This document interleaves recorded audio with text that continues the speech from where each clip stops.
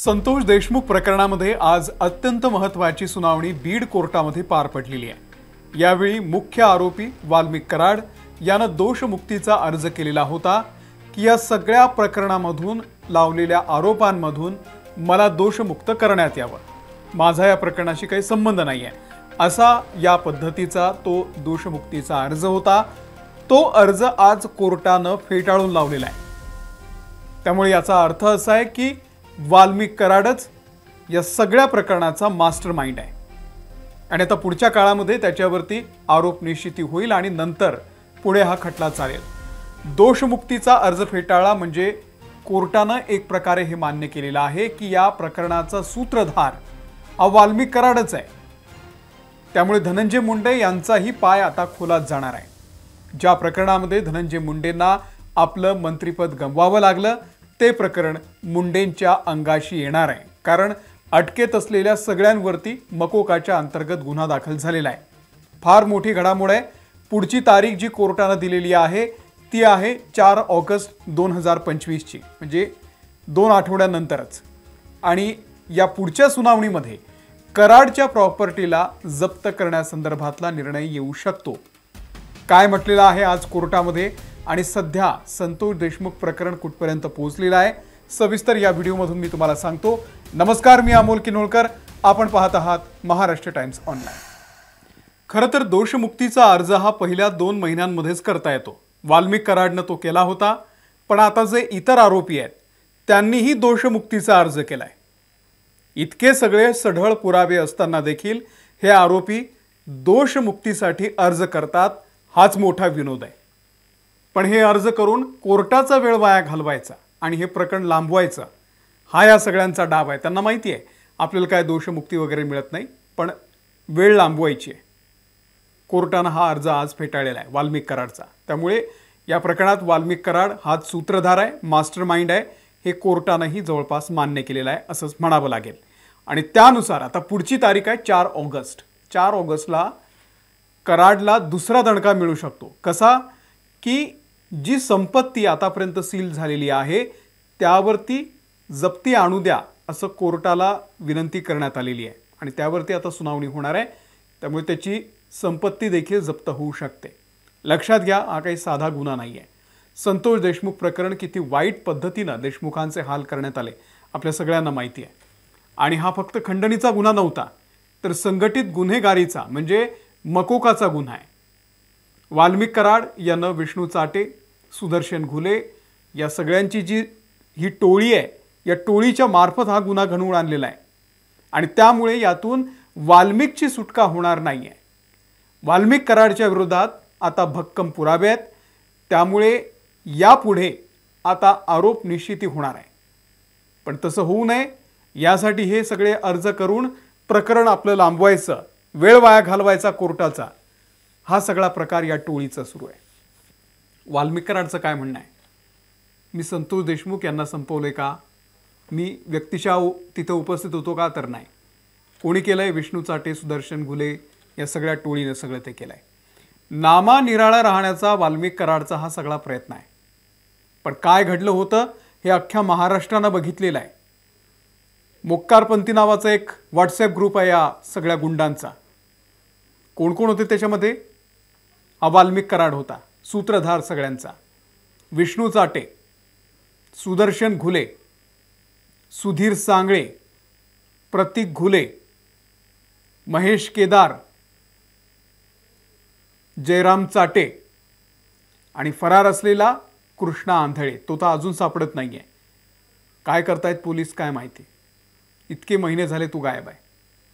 हे सगळे वाल्मिक सोबत जेलमध्ये आहेत आणि यांचा हा व्हॉट्सॲप ग्रुप होता। यांनीच खरं तर पोलिसांचं काम जास्त सोपं केलं। कसं तर संतोष देशमुखांचे जे हाल केले त्याचे यांनी व्हिडिओ केले, व्हॉट्सॲपवरून लाईव्ह केलं, फोटो काढले, ती सगळी विकृती होती। हे सगळं फक्त दहशत माजवण्यासाठी होतं की पुन्हा आमच्यामध्ये कोणी येऊ नये, त्यासाठी जगाला दाखवण्यासाठी हा सगळा त्यांनी व्हिडिओ आणि फोटो वगैरे काढलेले होते। आता तेच पुरावे त्यांच्यावरती उलटले आणि कॉलवरती कोण होता? वाल्मिक कराड, काळ्या स्कॉर्पिओमध्ये।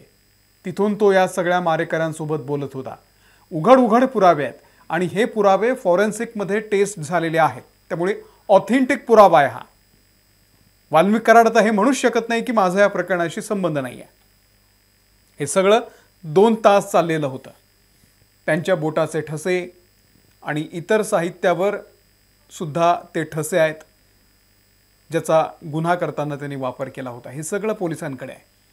19 पुरावे आहेत या सगळ्या आरोपींच्या विरोधात. त्यामुळे आरोपी वाचणं शक्य नाही आहे, किमान जन्मठेप. पण ज्या पद्धतीनं संतोष देशमुख यांना संपवलंय, त्यामुळे यांना फाशी व्हावी अशी सगळ्यांची इच्छा आहे. आता यामध्ये धनंजय मुंडेंपर्यंतही हे प्रकरण कसं पोहोचतंय ते बघा. खंडणी मागणं, त्या आबादा कंपनीच्या अधिकाऱ्यांना कराडच्या ऑफिसला घेऊन येणं, हे सगळं चाटे आणि घुले यांनी केलेलं होतं.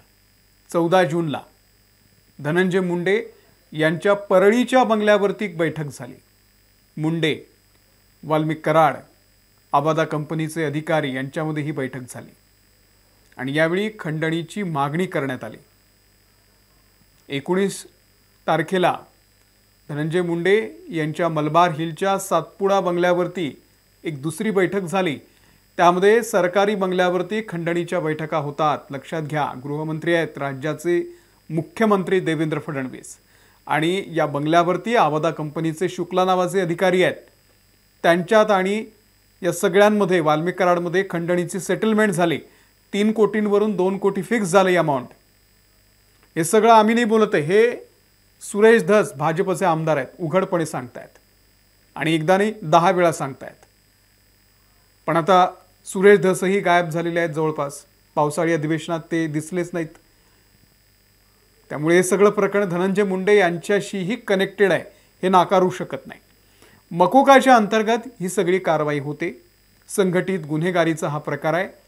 यात आयरनी अशी आहे की मकोका कायद्याला आणलं ते गोपीनाथ मुंडेंनी. 1999 साली गृहमंत्री असताना त्यांनी हा कायदा आणला. तेव्हा या कायद्याला टाळा म्हटलं जायचं, टाळा कायदा. नंतर तो मकोका झाला आणि गोपीनाथ मुंडे यांची घरकामं करणारा, त्यांचं घरामध्ये झाडपूस करणारा घरगडी होता वाल्मिक कराड. तोच आता या कायद्याअंतर्गत गुन्हेगार आहे. खंडणी, तस्करी, हप्ते वसुली, सुपारी देणं, एखाद्याला संपवणं, हे संघटितपणे करणं, ग्रुप न करणं म्हणजे हा गुन्हा आहे. त्यालाच मकोका म्हणतात. 10 वर्षात 2 किंवा त्यापेक्षा जास्त गुन्हे दाखल असावे असा हा कायदा सांगतो. कराडवरती तर 20 पेक्षा जास्त गुन्हे आहेत. या गुन्ह्यात जामीन मिळत नाही. 5 वर्षांची, कमीत कमी 5 वर्षांची अशी शिक्षा होते. मालमत्ता जप्ती आणि 5 लाखाचा दंड ही शिक्षा आहे. पण संतोष देशमुख प्रकरण हे एक्सेप्शनल आहे. लक्षात घ्या, ज्या पद्धतीनं हा गुन्हा घडवून आणला ते फार वाईट आहे. त्यामुळे वाल्मिक आणि त्याच्या टोळीचा पाय आणखी खोलात गेलेला आहे आणि याचे धागेदोरे परळीच्या बंगल्यासोबत आहेत असं तर सरकारमध्ये सत्ताधारी पक्षाचे सुरेश धसही म्हणतात. त्यामुळे या आकावर आता कारवाई होईल का ते पाहणं फार महत्त्वाचं आहे. तुम्हाला या सगळ्याबद्दल नेमकं काय वाटतंय कमेंट करून सांगा, व्यक्त व्हा. या व्हिडिओमध्ये मी इथेच थांबतोय. आमच्या महाराष्ट्र टाइम्सच्या यूट्यूब चॅनलला जर तुम्ही सबस्क्राईब केलेलं नसेल तर सबस्क्राईब करा. आम्ही फेसबुकवरती सुद्धा आहोत, तिथेही आम्हाला फॉलो करा. धन्यवाद.